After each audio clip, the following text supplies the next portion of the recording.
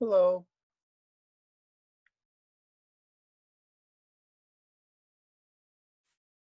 Okay.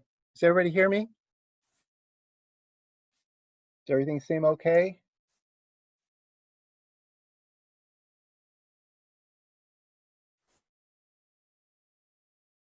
There's still people entering. Is everybody, so let's see. Okay.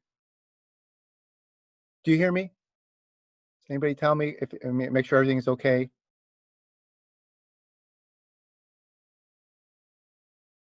I'm not hearing it. Is anybody type a message? Oh, I can, okay, somebody, all right. Okay. All right, I'm gonna switch to screen sharing.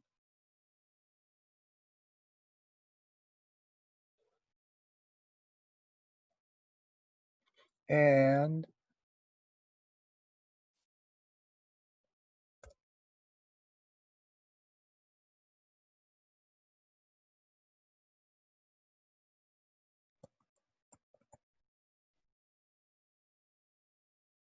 okay.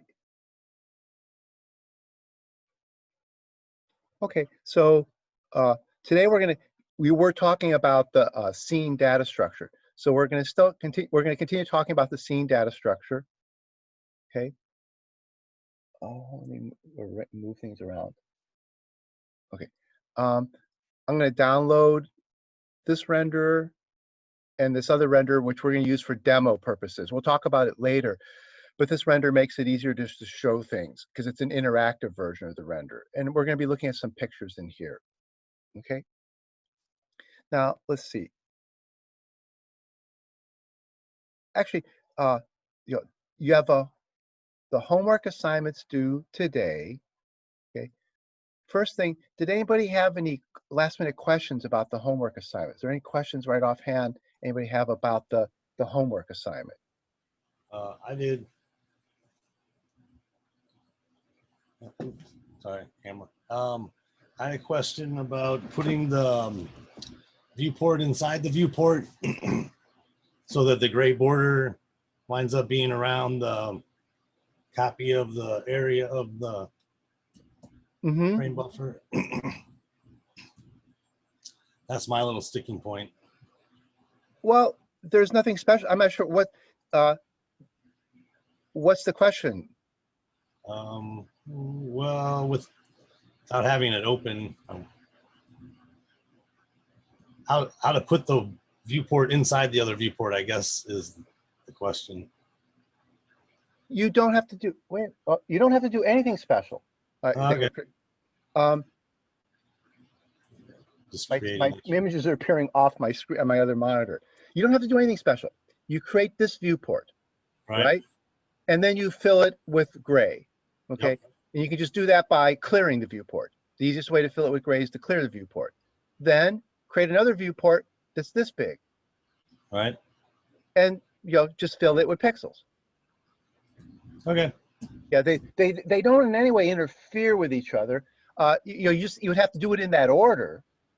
Create the gray one first, right? And then fill it in with gray, and then create this one second, and fill it in with the pixels that have come from somewhere over here. All right. So just do it in that order. And what you don't want to do is create this frame buffer and then try to put a border around it. Right. That would be painfully. Yeah, I mean, you could do it that way, but that would be painful. I have the background gray thing done. And yeah, yeah. So create create that bigger frame buffer, fill it with gray. You can throw it away. You're not going to use it again. Then you create another frame buffer object that's this size, and copy. And then you need a third frame. Well, you need I keep saying frame buffer. These are viewports. You create a viewport this size, fill it with gray, throw it away. Create this viewport. But this viewport's a copy of a viewport somewhere over here. Yeah, so you need that viewport. And then you copy from one to the other. Can you use that copy function? Does that work in the frame buffer? You can do it a bunch of different ways. Copy that section.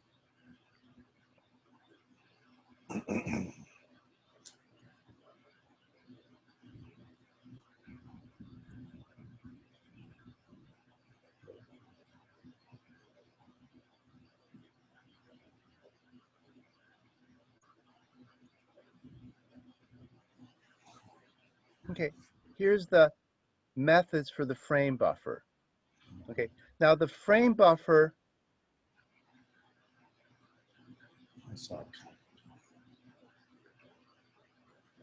you can create a frame buffer from a file. See, notice that you want to copy from a region over here into a region over here. Okay, Right. so you got a viewport over here and a viewport over here. Okay, now what would be the best way to move a viewport from over here to a viewport over here? So you look through the API and you look for things. Okay, now frame buffer can be created from a file, but a frame buffer can't be created from a viewport. Okay, so you can't build a view. You can create an empty frame buffer and copy into it, but you can't build a frame buffer from a viewport.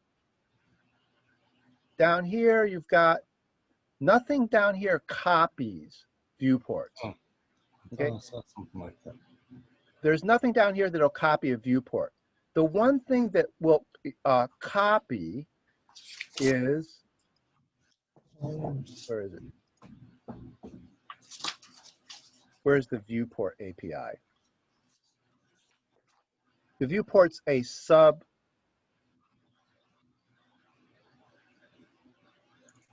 Okay, here's the Viewport API. Okay. Notice that you can build a viewport by just saying its dimensions. You can build a viewport and specify what its background color is, but this constructor doesn't fill in that background color. Here's the interesting thing. You can fill in a viewport with the content of a frame buffer. So you can create a view, and then this will copy the frame buffer into the viewport. So there's a copy. There's one of them. You can create a viewport from a viewport. Okay, this will also copy the source viewport into the destination viewport. So there's another copying. So this constructor will copy for you, but it'll copy a frame buffer into a viewport. This will copy a viewport. Whoops, I didn't mean to click on that. And then, whoops, I'm in the wrong place. I want the viewport API, okay? All right, so create an empty viewport, create another empty viewport, but specify its background color, create a viewport using a frame buffer as the source. That does copying. Create a viewport using a viewport as a source. That does copying. And create a viewport using a file as a source. That does copying. So there's 3 viewport constructors that'll copy for you. One from a file, one from another viewport, and one from a frame buffer. Okay, and then the frame buffer, the only thing it'll copy from is from a file. A frame buffer will copy from a file into the frame buffer. Okay, so then you go over here and you think, well, now you can always do the copying yourself. If you create a viewport over here and a viewport over here, 2 nested for loops can copy everything from here over here. Okay, right. So you can do the copying. It's just 4 lines of code. It's nested for loops. But then you look at the API and you look at what's available. If I remember right, the only thing in the API that copies are the frame buffer constructor that takes a file as input, and the viewport constructors, the 3 of them, one that takes a frame buffer as input, one that takes a viewport as input, and one that takes a file as input. So you kind of pick, you look and you decide which is going to be best, which might work best for you. Okay, so you can copy pixels directly from viewport to viewport. You could copy pixels from viewport to frame buffers and copy frame buffer to viewport. You can copy pixels from viewport to viewport. And depending on what you're doing, one or the other might be the best. But the key is to read the API, look at what the API gives you, and then then see what you can use best. Oh, if you look in the methods, again, there is no copying method. Oh, get viewport. That's what I was thinking of. Pardon me? I was thinking of get viewport, like that frame buffer dot get viewport. Oh, I don't think that was the. Yeah, that just gives you a reference to the viewport. Yeah. It doesn't grab the pixels in the view. The viewport's an object, so that gives you a reference to that object. Oh, yeah. Yeah, so it's just a way of saying, get me a reference to the current viewport, so now I can manipulate it, but it doesn't do anything to the viewport. The viewport, Gotcha. it doesn't go grab pixels out of the, So, and same with set viewport. Set viewport um, just sets the dimensions of it. It doesn't write anything into the viewport. See, it just sets the dimensions, Right. so it outlines the viewport, but it leaves the pixels in the viewport. So if I create a viewport here, that would create the object that represents that viewport, but it wouldn't touch any pixels inside there. Then I could clear the viewport, which would erase the pixels. I could write things into the viewport, but set viewport just moves the viewport. It doesn't move any pixels.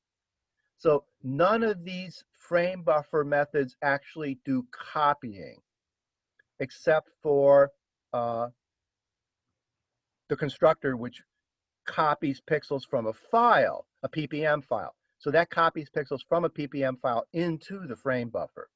Right. Otherwise, you have to, I mean, the ultimate thing is set pixel. Set pixel lets you set any pixel in the frame buffer. So you can copy pixels from anywhere you want to a frame buffer by setting pixels in the frame buffer. Similarly, in a viewport, you can set any pixel in a viewport. So you can put anything you want in a viewport if you're willing to write the for loops yourself. You can set any pixel. A viewport's a rectangular array of pixels, so nested for loops will iterate through it. So set pixel viewport will set, you put this inside of 2 nested for loops, and you can set every pixel in the view. Yeah, just like the way we create the backgrounds and everything. Yeah, yeah. So you can do everything with loops, but if you can use a constructor to do some copying for you, might as well. If Right. there's a constructor that'll do copying for you, you might as well use it when you can. Okay. All right. I see what I need to do. Okay. So like these guys, like you have to decide whether you need to, are you going to copy these guys pixel by pixel, or are you going to somehow use one of these constructors? So that's what you have to think about. Can these be built by a constructor, or do you really need to copy pixels? Same with the, can build this with some kind of constructor, or do you need to copy pixels? This is too complicated. This one you have to do pixel by pixel. Same with this. You're doing pixel by pixel here. Yep. You're doing pixel by pixel here. Here, some kind of copying from over here into here. But are you going to just do it with for loops, or can you do it with one of these constructors that's already doing it for you? If you look at the source code for like this one creates a viewport with a viewport as a source.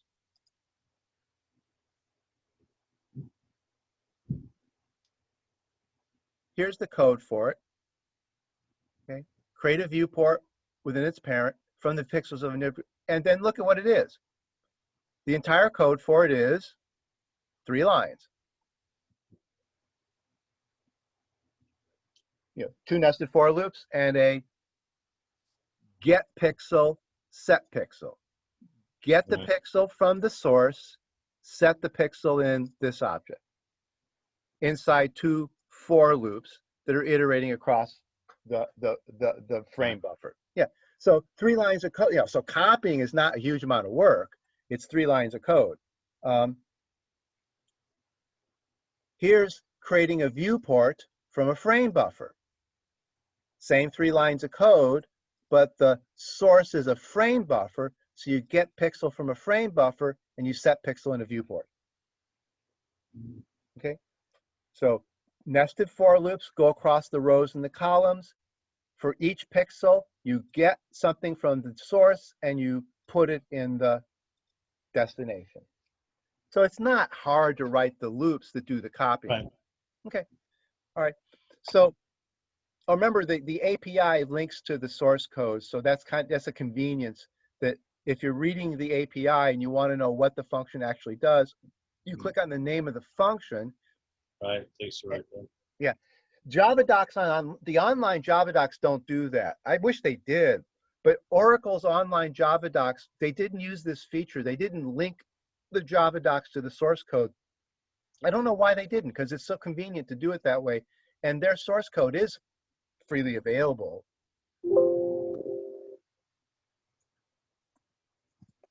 Like if you go to the, here's the string class, and you go to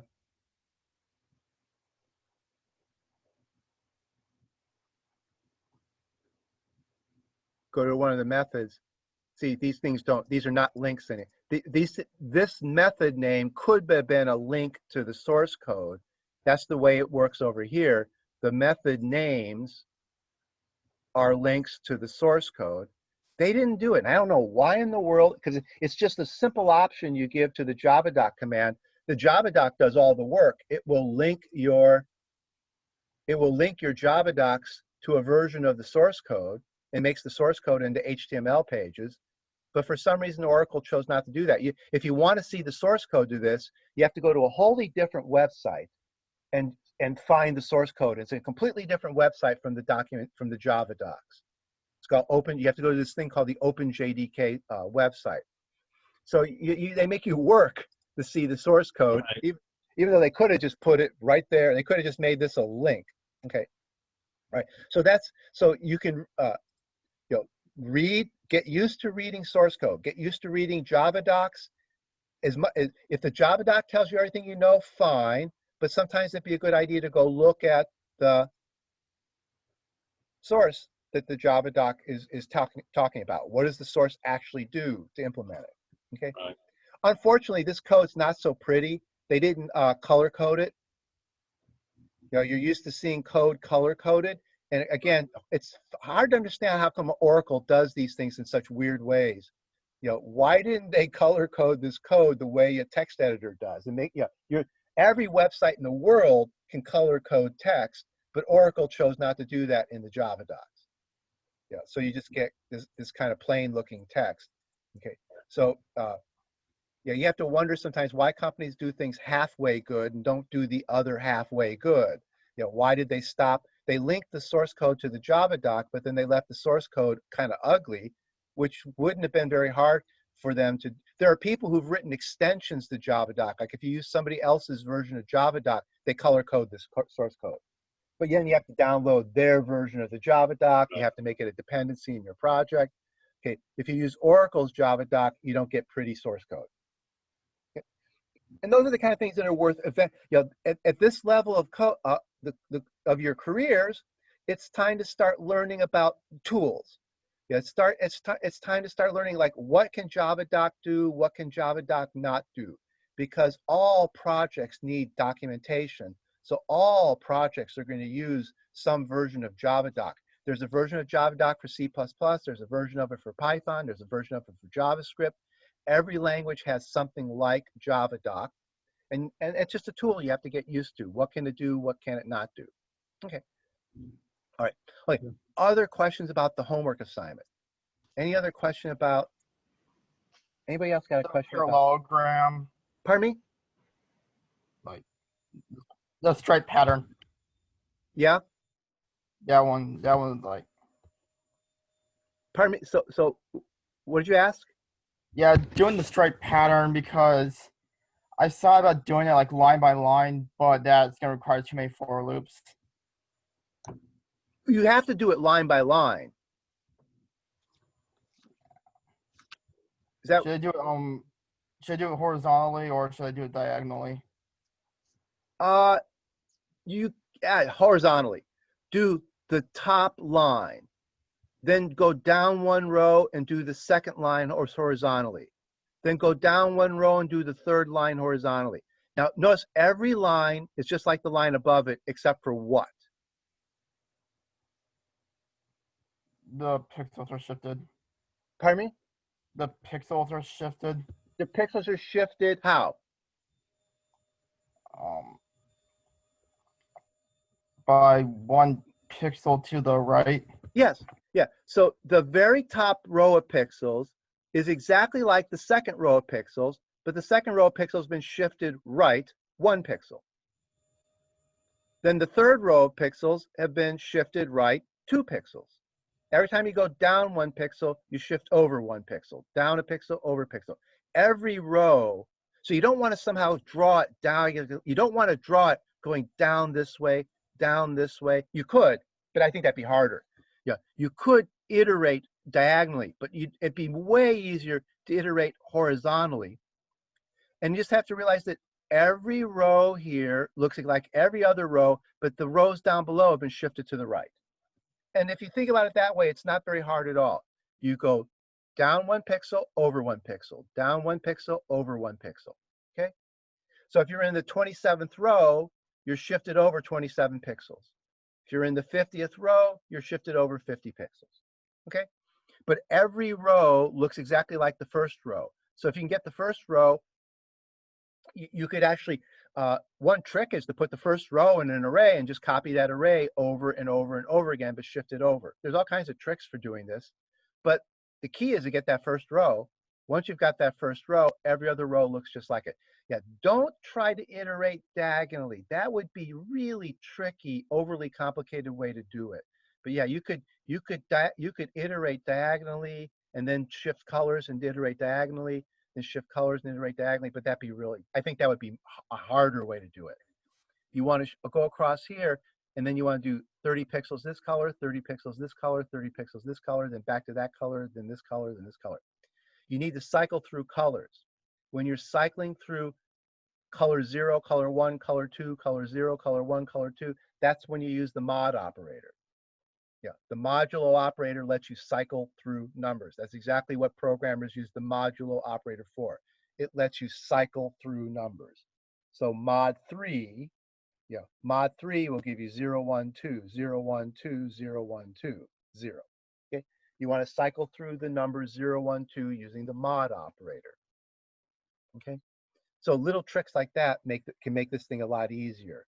Yeah, so iterate across, iterate, from left to right and from top to bottom. It's just that every time you go down a row, your starting point moves over 1 pixel. Okay, what about other questions from the homework? I have one, Professor. Mm-hmm. So for the circle, I drew it directly on the frame buffer. Are we supposed to make a viewport for it? No, or just, no. I okay. left that vague. You can do it any way you want. I personally, I drew it directly into the frame buffer. Yeah, I mean, I just drew these pixels directly into the frame buffer. If you want to create a viewport, if you make a viewport, it makes it easier to move it around, but you don't have to move it around. So any way that works is okay with me. So I wrote the pixels directly into the frame buffer. You can write them into a viewport. You can, whatever works. Okay. All right, thank you. Mm-hmm. Okay. Same with these stripes. I think I wrote these direct. I can't remember if I used the viewport here or just wrote directly into the frame buffer. Either way is going to work. You could write these pixels directly into the frame buffer, or you could create a viewport and write. But notice that the viewport would have to go from here down to here, up to here. So the viewport would be this big, and then you wouldn't be writing all the pixels in the viewport. Now that might make it easier for you, depending on how, because then you have 0, 0 is this corner here, so that might make it easier for you to think about. If you create a viewport, the advantages of viewports is you get a local coordinate system. So then you're just dealing with 0, 0 being right there instead of 0, 0 being over here in the upper left-hand corner. So I think I did these in a viewport, just so that it was easier to think about this guy, this corner being 0, 0. Then you go down, over 1, down 1, over 1. Okay, but you could, so these pixels could be written into a viewport that looks like that, or these pixels could be written directly into the frame buffer. Okay. All right. These definitely you want to use viewports. I mean, you don't have to, you don't have to use a viewport here. You could copy the pixels into the frame buffer from this image. You're holding this image in a separate frame buffer. Remember, that image, I set it up for you. That image is in this embedded frame buffer. So that frame buffer holds these pixels for you. You could copy from that frame buffer directly into this frame buffer and make that image, and then make that image. but it's, you have to decide, should you copy into the frame buffer? Should you copy into a viewport? Yeah, I think it's easier to copy into a viewport here and a viewport here. But you could copy directly into this frame buffer. Just make sure you start at the right place. Okay, viewports are a convenience. They're not really required for anything, except that viewports make things easier to work with. All graphics systems when you have a frame buffer, you're given a choice of creating a viewport in a frame buffer, so you get a local coordinate system, a 0, 0, and usually in the upper left-hand corner, so that you can pretend that this is your coordinate system here. X goes this way and Y goes this way.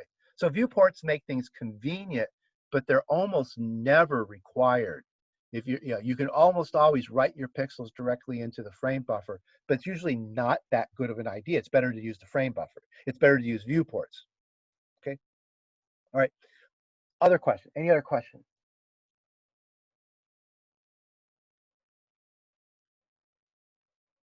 Okay. Read the documentation and try as much as possible to use the frame buffer class. If the frame buffer class has got something in it that works that you can use, it's always better to be using somebody else's code than having to write it yourself. So there's an old saying, be lazy. So that's a motto of many programmers. Try to use other people's work, but that doesn't mean cheat. Don't go copying other. The extreme of that is just to go copy somebody's work. The idea here is to use the library. Try to use the library as much as possible. So be lazy up to a point. Try to use the library as much as possible. Okay. All right. Now let's see. Okay. We're going to go back and talk about the scene data structure. Okay. So let me see. Let me close this.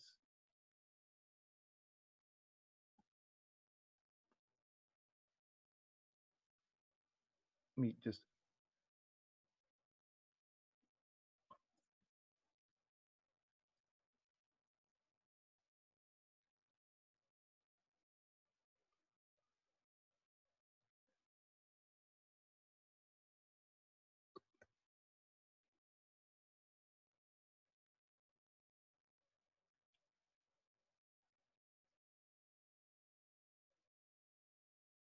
Okay.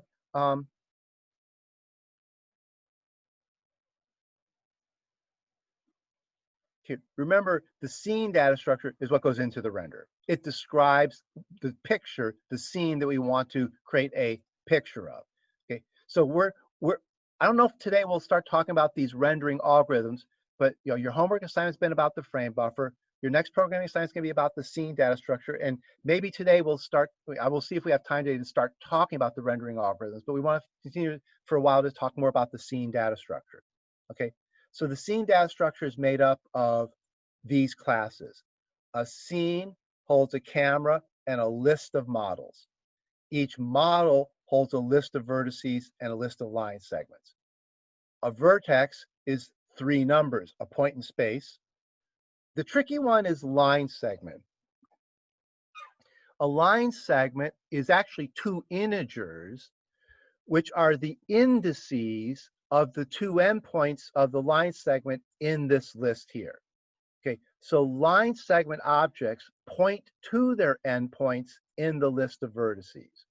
Okay, and if you want, you can think of this as a tree. A scene holds a camera, and a scene holds a list of models. So here's some models. One model holds a list of vertices. Here's a few vertices. Each vertex is 3 doubles. Okay. The tricky one is the list of line segments. A line segment is 2 integers. And the 2 integers are, like, this would be vertex 0, and this is vertex 1. So this is the first vertex in this list. This is 1. So the integers in here are the indices over here, saying where his. So you say to this line segment tells you who his endpoints are.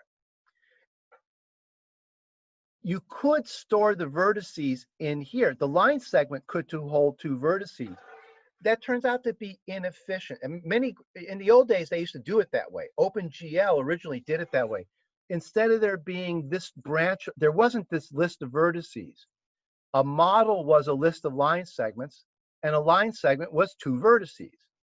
And then another line segment would be 2 more vertices. The trouble with that was when you had, let me just show you, let me paint a picture. Why we stopped doing, like why OpenGL stopped doing that way eventually.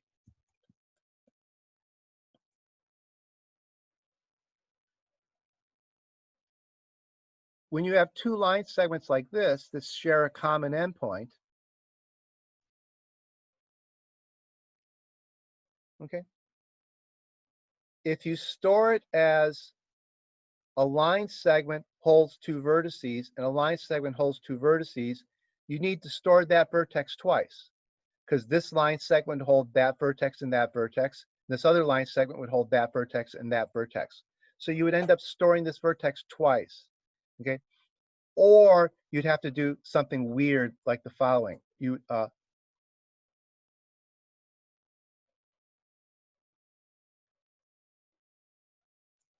a line segment.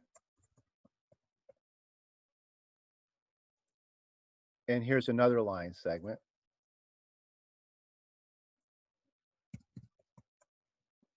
Here's the 2 line segments, okay? You would have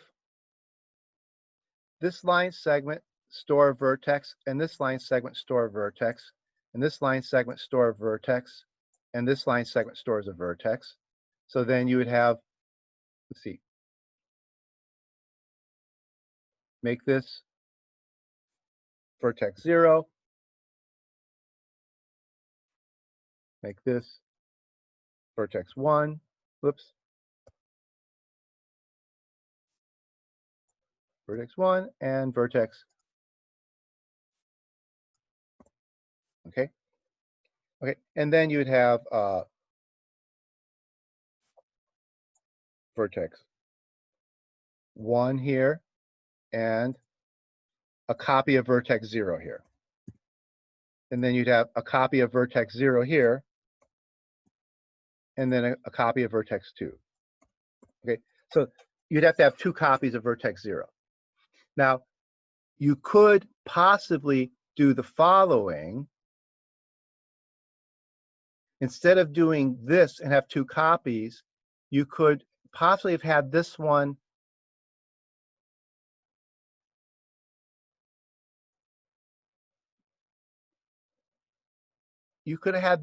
point to that copy there.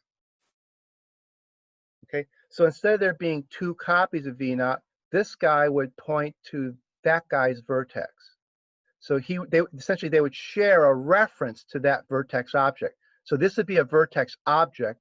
He would reference that vertex object, and he would reference that same vertex object.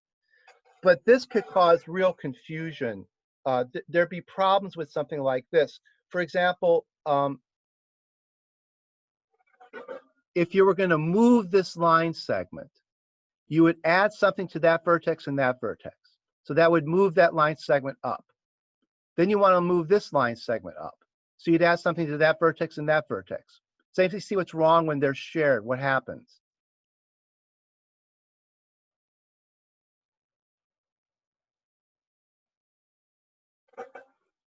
You move this line segment up by adding something to that vertex and to that vertex. And then you want to move this line segment up.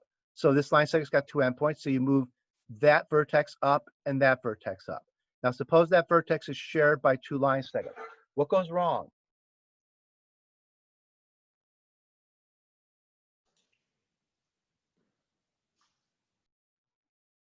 Somebody wrote it in the chat. This vertex gets moved twice, so it ends up being twice up. It gets moved once and then twice. It doesn't work. You have to know that this thing's shared, so that if you move this line segment, then you have to be careful when you move this line segment to not move the shared vertex. This becomes a management nightmare when you have these shared vertices between line segments, because you have to keep track of when 2 line segments do share and when line segments don't share vertices. Because if the line segments don't share vertices, if there's 2 copies of V0, one in here and one in here, then to move this one, you'd move that vertex and that vertex. Then to move this one, you'd move that vertex again, which is, but that's the other copy. And then you'd move that vertex, okay? So now if you do it the way we're doing it, this same picture would look like this. There would be, see if I can draw a picture of it. Okay, so so this is one way of doing it. Okay, now here's a different way of doing it. The other way of doing it would have, the way we're doing it, we'd have a vertex list. Okay, whoops. Okay, now the vertex list will have 3 vertices in it. So the vertex list will have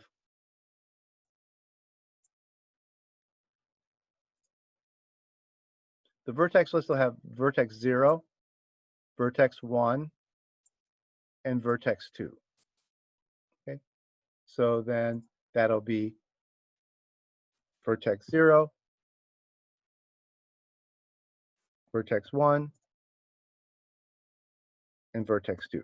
Okay, and then there'll be the line segments will be over here.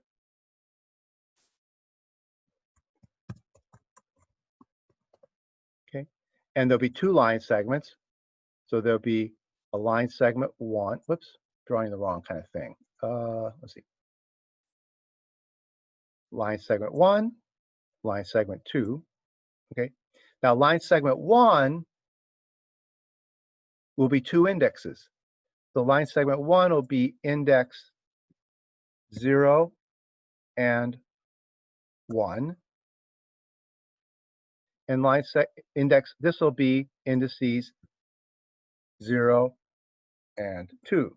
Now notice that they are sharing. So it's kind of like this picture here.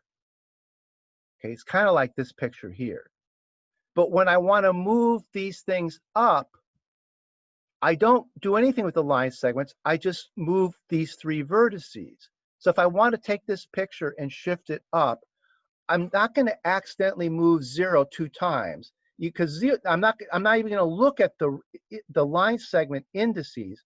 If I want to move this picture up, I just move this vertex, this vertex, and this vertex. So I go to the vertex array, and I just move that vertex, that vertex, and that vertex, and this whole picture moves up.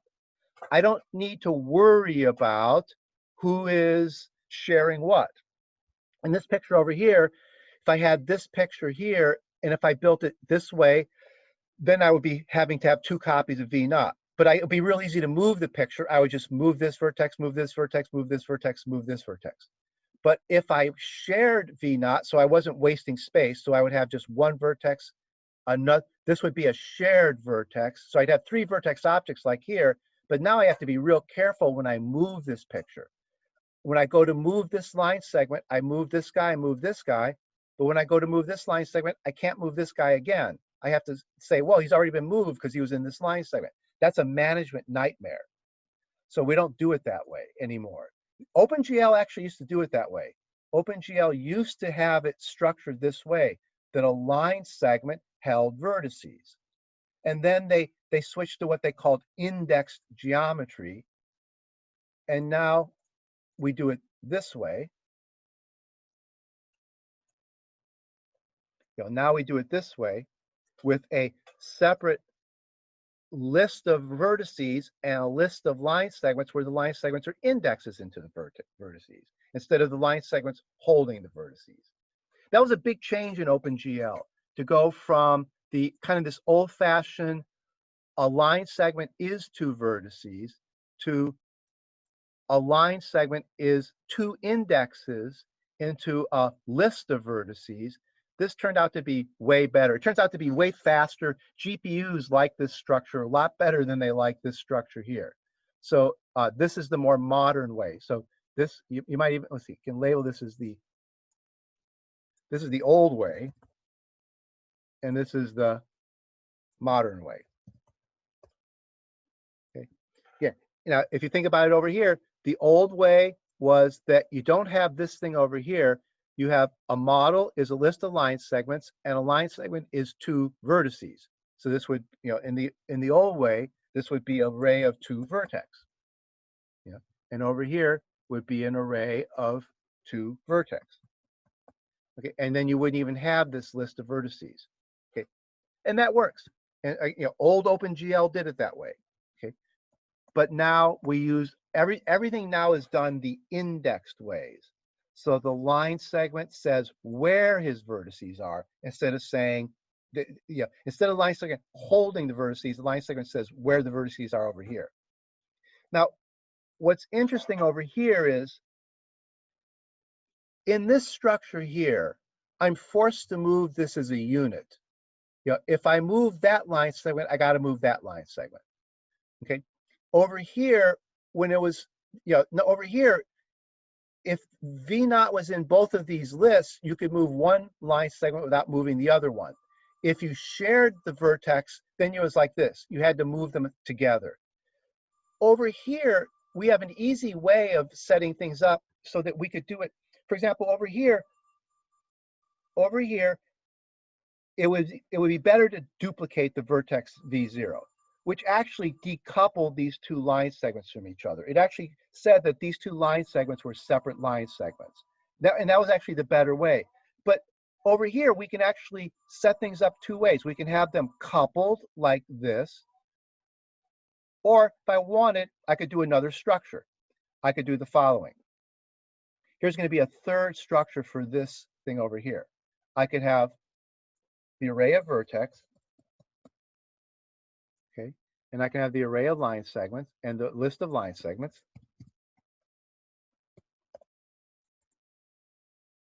Okay, I'm going to put 4 vertices in here because there's 1, 2, 3, 4 endpoints. So I'll put 4 vertices over here.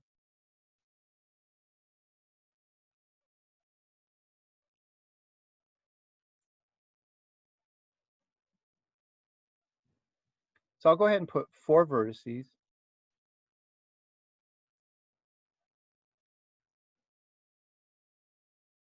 And what I'll do is put vertex 0 in there twice. Okay. So I'll go ahead and do vertex 0, vertex 1,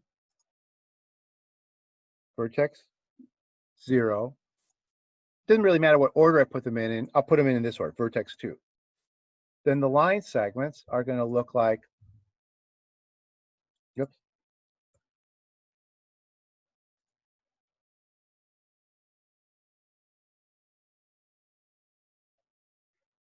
Okay, this line segment, that's the first, its indices will be 0, 1. That'll go from vertex 0 to vertex 1. And then this indices will be 2, 3. This one will be 2, 3. That goes from the other copy of 0 to this vertex here. Okay, now this structure, where am I?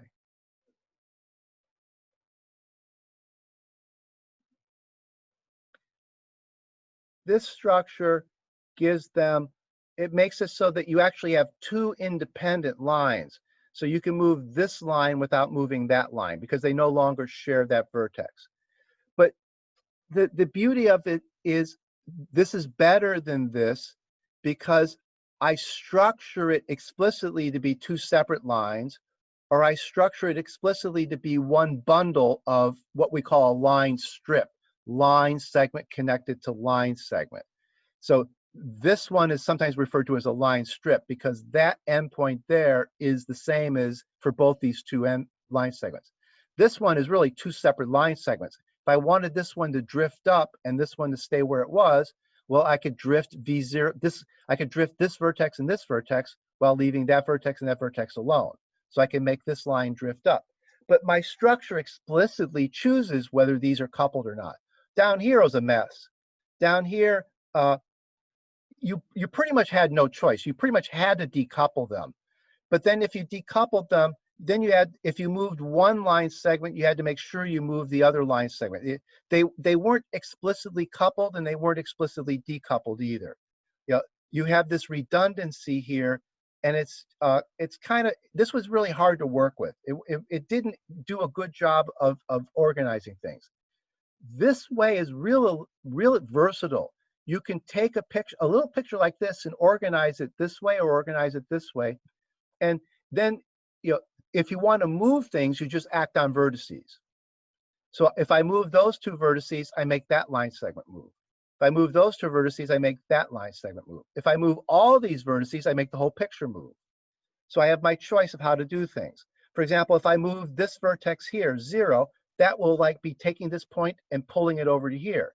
See, if I move vertex 0, this picture, these 2 points will stay the same. And it's now clear that these are joined at that point there. So if I took that V0 and dragged it, those 2 line segments would drag with it.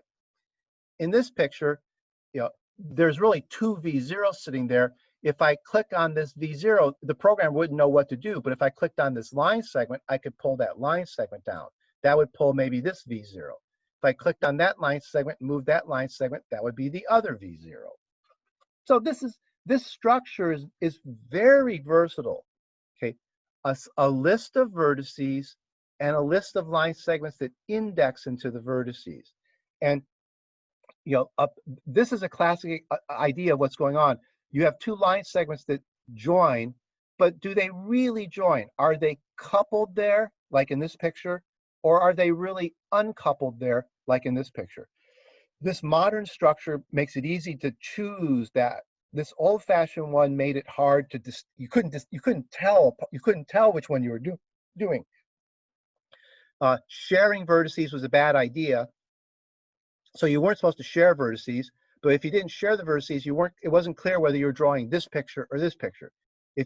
Since you weren't supposed to share vertices, even if you did want to share vertices, you couldn't really say that down here. Here, this one shares that vertex. This one doesn't share that vertex. There's really 2 V0s there. Okay, so this is the idea behind the modern structure of keep your vertices separate from the line segments. Structure the model holds the list of vertices, and then it holds the list of line segments that say how the vertices are connected together. Okay, well, let me save that picture. Okay, now I have a question. sure. So which system does our graphics engine use? Does it use the decoupled system? Oh, no, it's using this one. So it's using this. Oh, does it use the top one or the bottom one? We're repeating vertices. Oh, you can do it. Ours lets you choose. Ours lets you choose this. So if I want these 2 line segments to be decoupled, I choose this. If I want these 2 line segments to be joined at that point, I choose this. Our system is, we're using the modern system. We're using the modern system, which these are both and they let you choose whether you want this thing to be cut, whether you want these. See, this one chooses that the vertex 0 is shared by both edges. So that means that these guys are coupled together. This one chooses that there's really 2 separate line segments. This line segment can be moved independently of each other because I put 2 copies of V0 in there. Okay, so we're using this, which lets you choose. We're not using the old one, which made it hard to distinguish between these 2 cases. It takes a little getting used to, but we're using this structure here, and this both follow this structure here. But these are 2 different models of that picture. This model actually has 2 V0s, so these are uncoupled line segments. This model has a single V0, so that means that if I move V0, I'm really pulling that point around. I can't do that. This graphics program isn't good enough for me to be able to do that. If I was using a better graphics program, the graphics program would let me choose whether this vertex was. I don't think I can see. I can't click on that vertex anymore and move it. But I would want it so that if I move that vertex, both line segments move together. That would be this model down here. On the other hand, this model down here would be if I clicked on this line, I could pull it away while this line stayed put because there's two V0s there. This line segment, if I clicked on this line segment and moved it away, it would move vertex 0 and vertex 1. If I clicked on this line segment, moved it away, it would work on vertex 2 and vertex 3, which is this one and this one, 0, 1, 2, 3. See, these are the indices. That's 0, 1, 2, 3. Okay, so these are the indices in the list. So both of these are this structure over here. This is the old structure of line segment holds vertex, not line segment holds index to vertex. Okay, and again, all modern graphic systems use this structure. All modern graphic systems use this structure. They use indexed line segments and indexed triangles. Okay, but the older OpenGL used the older system of a line segment holds vertices. Line segment holds vertices. And you'll still see a lot of code. If you go Google OpenGL, about half the, if you Google OpenGL and read about it, probably at least half of what you read is the old system. And the other half will be the new system. There's still a massive amount of code out there that uses the old system. And it's confusing because a lot of people don't tell you whether they're using the old system or the new system. You know, whether you have to look at their code to see, are they using line segments that hold vertices, or are they using line segments that hold indexes to vertices? Are they using triangles that hold vertices, or are they using triangles that hold indexes to vertices? Okay, so all the new stuff is this way, but there's lots of the old stuff that's done this way too.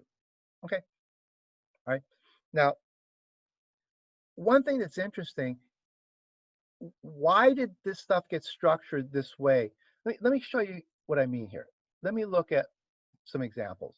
I'm going to go to the renderer 2 because it lets me interact. It's an interactive render. Okay, I'm going to run this program that creates a bunch of models.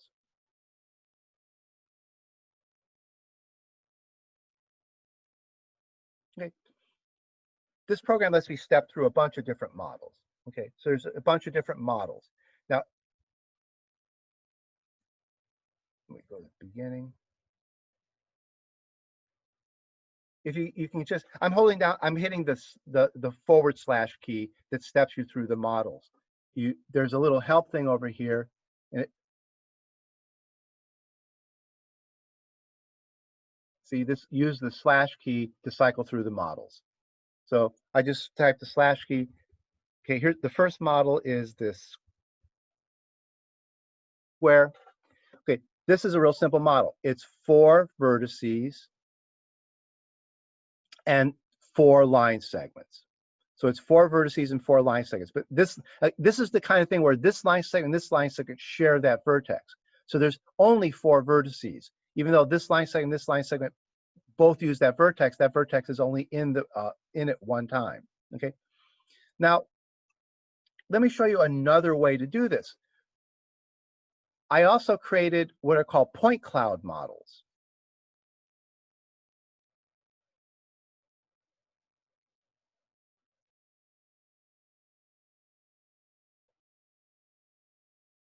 In a point cloud model, you represent something as a bunch of vertices. Every point you see on the screen is its own vertex. So instead of saying I have a vertex and a line segment between them, I just plot lots of vertices. I'm plotting 100 vertices this way, 100 vertices this way, 100 vertices this way, 100 vertices this way. Notice it doesn't look so good. You know, you see that there's spaces between the vertices because I didn't plot enough of them. But if I make that square move backwards, as it gets farther away, notice that the vertices sort of blend together, and at some point, it just doesn't look any different than if this one goes back.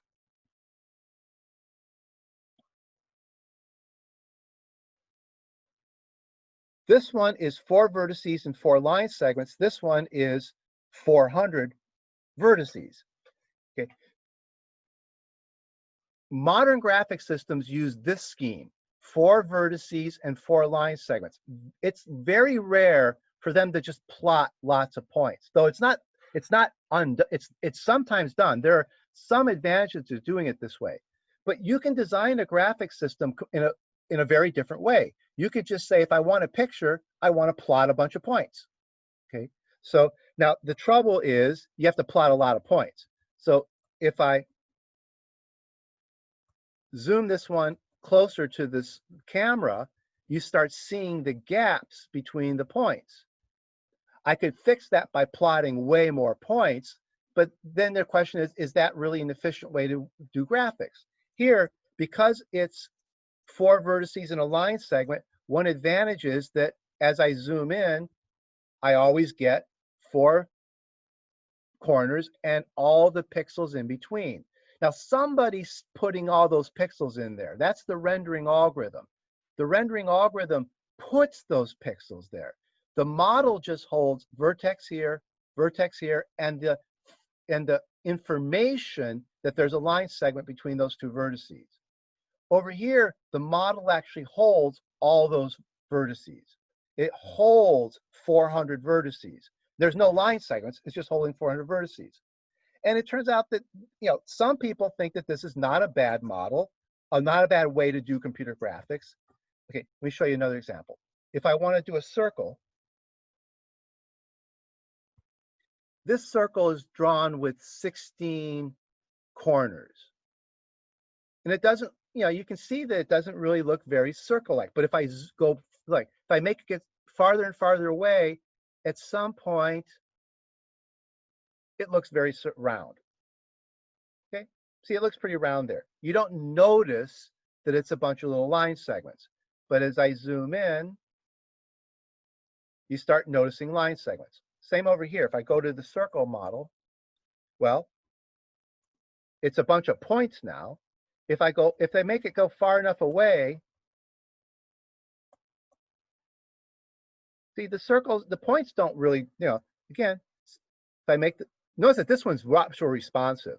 If you play around with this one's very responsive because it's not actually drawing as many points. This one is not very responsive. It's making the CPU work harder. But, they don't look all that much different. But if I zoom in, they both don't. Now, if I zoom in, neither one looks great.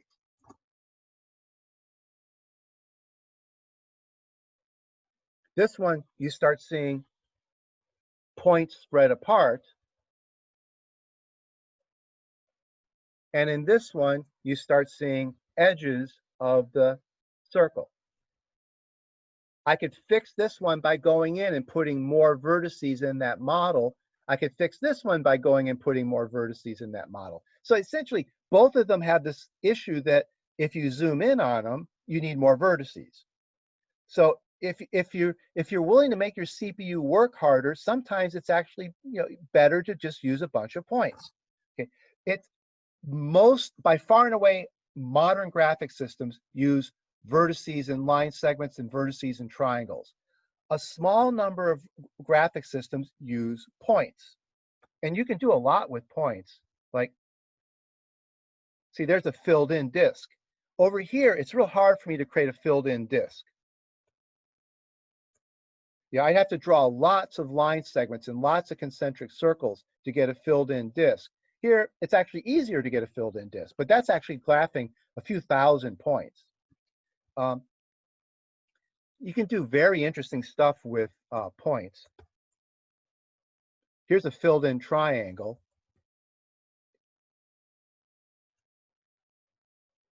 One kind of weird thing about when you use points is if you're not careful, the points will have patterns to them, which may or may not be a good thing. See, like these points have a very strange pattern to them. Or another example is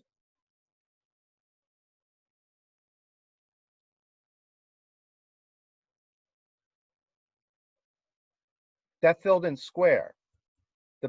See how the pattern? See that this is not really working very well. I'm trying to fill in a square by plotting lots of points, and notice I keep getting weird patterns. Those weird patterns have a name.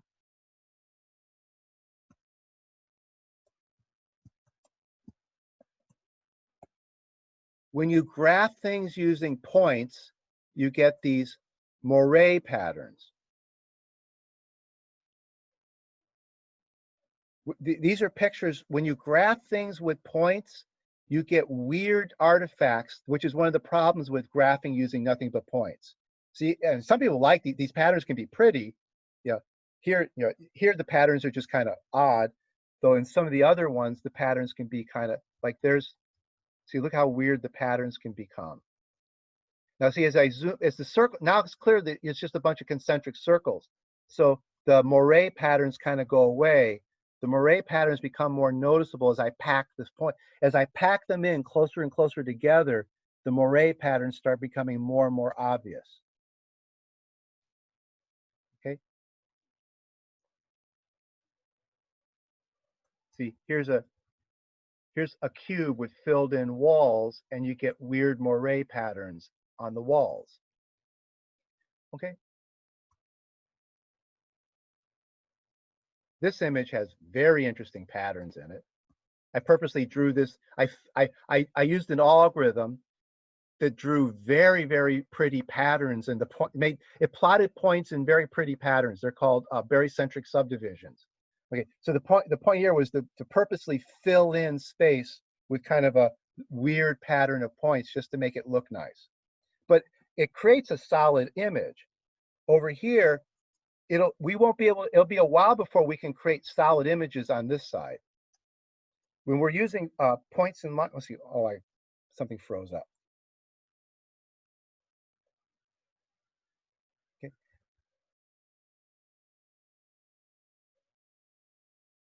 Oh, there. Oh, this one's, well, I forgot to turn clipping on. This one's all messed up because I didn't turn clipping on. Okay, now I turned clipping on, so it's clipping off the parts that are off the screen and it won't cause problems anymore.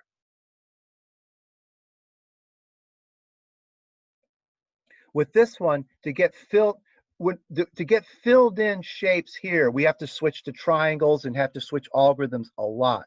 It takes a lot, unless we just draw lots and lots, unless I purposely put a huge number of vertices and line segments in these pictures, which would defeat the purpose of it. Why do I want to draw?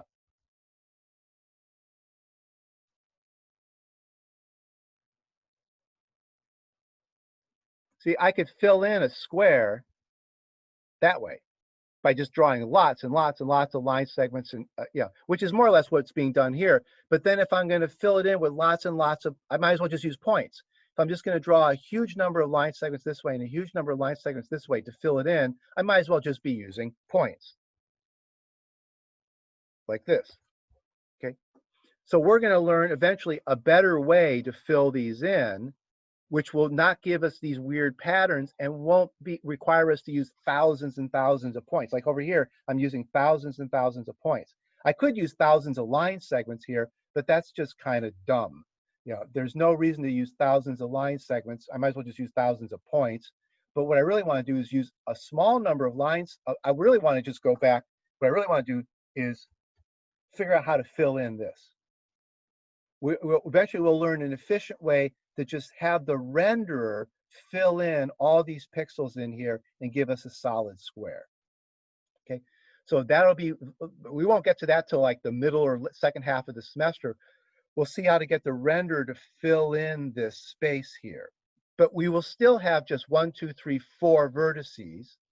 But instead of having 4 line segments, we'll have 2 triangles. We'll do this thing with 4 vertices and 2 triangles, and then we'll have the renderer fill in the 2 triangles, instead of like over here, just having thousands of points. And then we'll end up with a really good looking picture. We won't get these weird patterns anymore. Okay. So graphics can be done lots of different ways. What we're doing, this idea of a scene, holding a camera, and a list of models, the real issue is what do your models look like? Are your models just a list of vertices? Or are your models just a list of line segments where the vertices are in the line segments? Or what we're doing, a model is a list of vertices and a list of line segments where the line segments point into the vertices. That's the truly modern way. But notice that you can do all kinds of ways. You could have just vertices. That's what people call point clouds, these things. You know, you only have vertices. Your model is nothing but a list of vertices. You could do it the old-fashioned way where you only have a list of line segments, but then each line segment has to hold its 2 vertices. That has disadvantages. The modern way is a model is list of vertices, list of line segments, but the line segments point into the list of vertices. That turns out to be, as over the years, the system is, people have figured out that this is by far and away the most efficient way to do, mostly to do fast graphics like on a GPU or in games. This kind of graphics we're using points is more likely to be used for special effects. You know, people still use these things for doing weird, for example, if you want to simulate fire is supposedly best simulated with a bunch of points.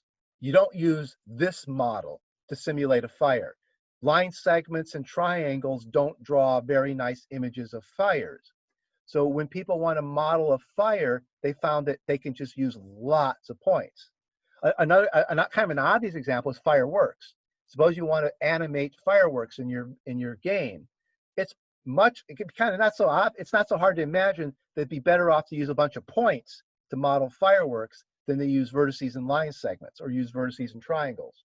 Okay, so there's a place for just points in the world of graphics, but this is the system that works the best for the most kinds of games and movies and things like that.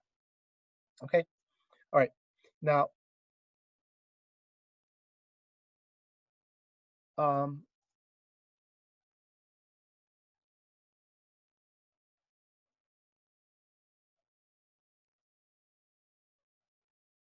if you want to,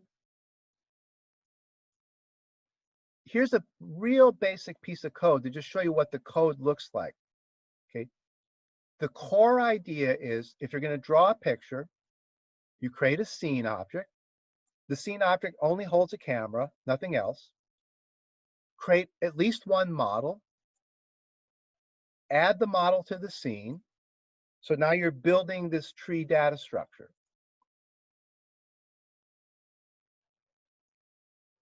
Okay, I'm building this tree data structure kind of, yeah, I build the scene object. I get the camera for free. The scene constructor constructs a camera for me. Then the scene constructor builds an empty list of models. Okay, so and then I instantiate a model object. Now, so that instantiates this model object, but then I have to put the model object into that list. So I instantiate an empty model object and add it to the list. Okay. Now I've got this model added to the list. Now when I constrict the model object, it creates an empty list of vertices and an empty list of line segments. That's done for you automatically. The constructor for a model creates these 2 lists, but makes them empty. Okay. So then I instantiate a vertex object and add it to the model, create another vertex object, add it to the model. So now I've got 2 vertices in the model. The model has a list of vertices. I've added 2 vertices to it. Okay. And then I add a line segment. The line segment is 2 indices, 0 and 1, because that's vertex 0. This is vertex 0 and this is vertex 1. So you can see this is the most bare bones example of creating a scene tree. Where I notice I'm kind of building it. I'm not working from the top down. Kind of working. I create the scene object, then I create the model object, then I add the model object to the scene, then I create a vertex object, then I add the vertex object to the list. Create another vertex object, add that vertex object to the list, then create a line segment object, add that line segment object. Okay, and you can you can build up as elaborate a model as you want this way. Now later on we'll see that there's a lot of here I'm the model I'm building is empty here. There are a bunch of pre-made models for you in the library, so you don't have to build an empty model here. You could build a model that's already been populated with data. So this is what it looks like to create a model and then populate it with data yourself. let's look at one of the pre-made. So if you look in the render and you look in the models folder, here's the square. The square is a submodel of model. So what it is it's a model that's been defined to already hold data. Okay, so square extends model, and then the square constructor, it adds, see it, now the square constructor is building, what it's doing is, oops, I'm sorry. What it's doing is when I instantiate this model object, all this stuff has already been defined in the model object. Instead of me creating this model object and then filling it in, I can just create a model object that's already been filled in, something that's a subclass of model. We're going to make lots of use of object-oriented programming in this. Almost all modern graphic systems are object-oriented because of how well this idea works. So I could extend the model class. Notice that this thing calls the super constructor. What does the super constructor do? The super constructor is the model constructor. So I go over here in the scene class is the model, okay? The super constructor basically builds the empty vertex list and the empty line segment list. That's the superclass constructor, okay? So when I'm subclassing model like a square, the first thing the subclass model does is call the superclass constructor, saying, please build for me the empty line segment list and the empty vertex list, and also give my model a name. So the constructor takes in a string if you want. So see, there's a constructor that gives the name, that doesn't give the model even a name, and then I'm using the constructor that gives the model a name, okay? So I call the version of the constructor that lets me name the model square, okay? Then I add a bunch of vertices to the vertex list. Okay, now you have to think object oriented. What am I adding to? I'm adding to that vertex list, which is in the superclass. Okay, so we're going to make lots of use of object oriented programming. You have to, it really pushes you to start thinking object oriented way. The subclass just says add that vertex to himself. He's adding it to the array list created by the superclass constructor. But the superclass constructor created an empty array list. Okay, after you've put 4 vertices in the vertex list, you put 4 line segments into the superclass's line segment list. Okay, so now this method is in here. There's add vertex, add line segment. See, add vertex takes a bunch of vertices and adds them to the vertex list for you. So the superclass has the add vertex method in it. So the square says, add all these vertices to me, add all these line segments to me. Okay, if I wanted to, I could have put a this in front of here because I'm calling the add vertex method in essentially himself. I usually don't, most people don't write the this there, but I'm adding vertexes to this object, to myself. Remember, in some languages, that's called self, not like Python. In Python, you call it self. I'm adding to myself. The object's adding to itself.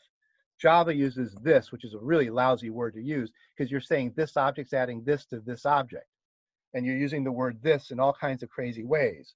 So, you know, people tend to just like not even write the word this here. You just get used to this is adding to this object. Okay, all right. So when you create a scene, the model looks like this.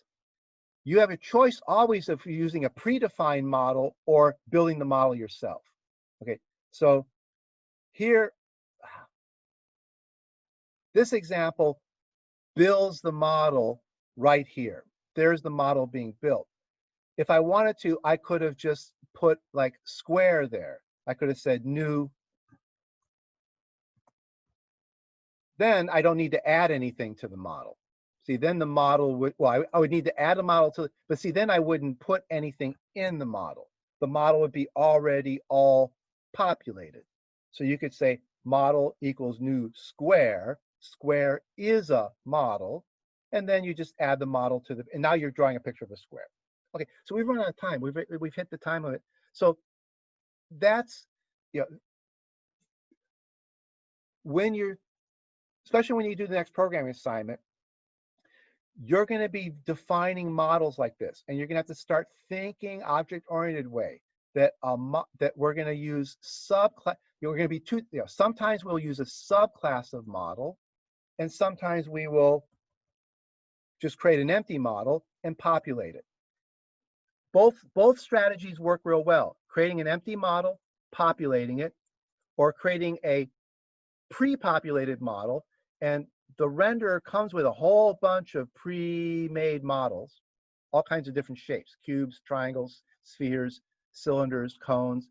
All graphics libraries these days would come with a whole bunch of predefined models like this for you that you can use to build bigger models out of. Okay. And so we're going to use object-oriented strategies to design these things. Okay, so we should quit here. Now we're ready to start talking about the actual rendering algorithm. So on Thursday, we'll start talking about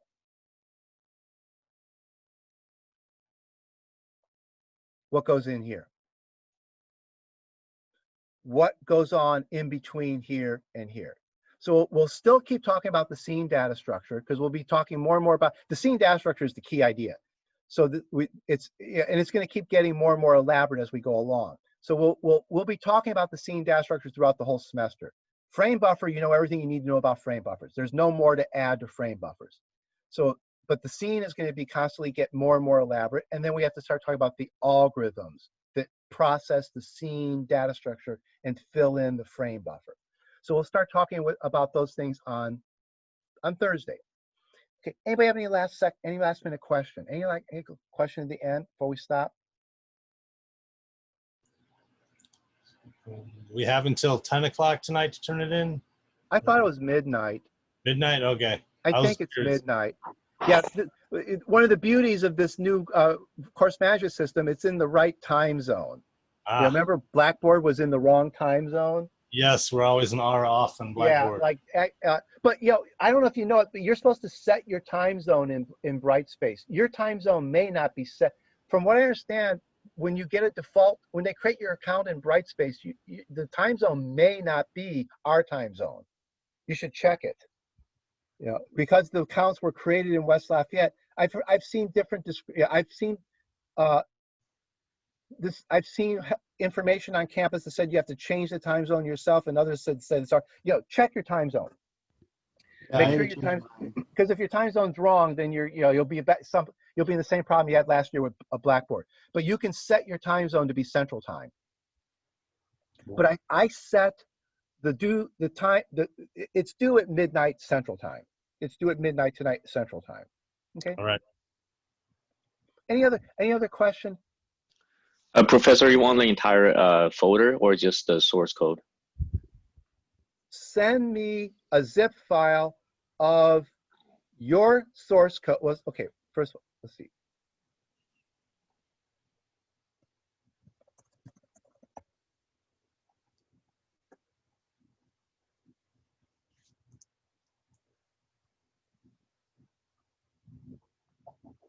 You just send me your source code in the zip file. For this assignment, I'll run your program and generate your picture. Make sure that yeah. So you just send me your source code, but don't send it to me as, don't upload homework1.java to Brightspace. Put it in a zip file and give the zip file a name, because otherwise I have a nightmare managing. If I get 40 files called homework1.java, I can't really work with it. So zip your homework into a zip file. It'll only be one file in the zip file, but zip it into a zip file with that name. Okay. And later homework assignments, you'll be uploading more. But for this one, just send me your source code and I'll compile it and run it and make sure it generates the right picture. Okay. So I'll compile and run your programs. So you don't need to send your picture. You just need to send just that one file. in the zip file. Okay. All right, thanks. Any other last question? Anything else?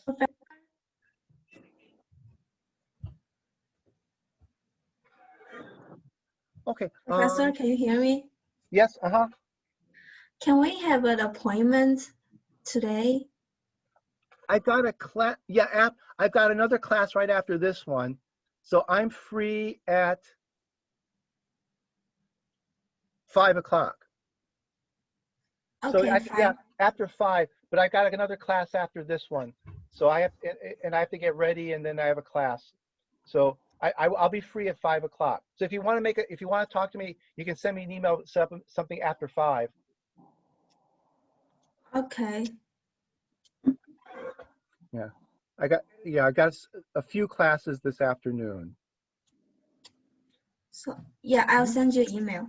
Okay, that's fine. Yeah. So, but yeah, you can send an email and ask a question, or if you want to make a meeting, but I won't be free till after 5. Okay.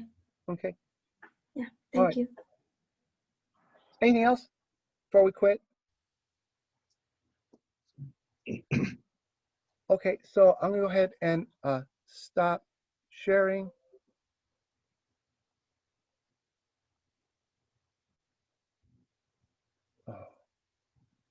And okay, I'm gonna go ahead and end the meeting. So see you on Thursday. Bye-bye.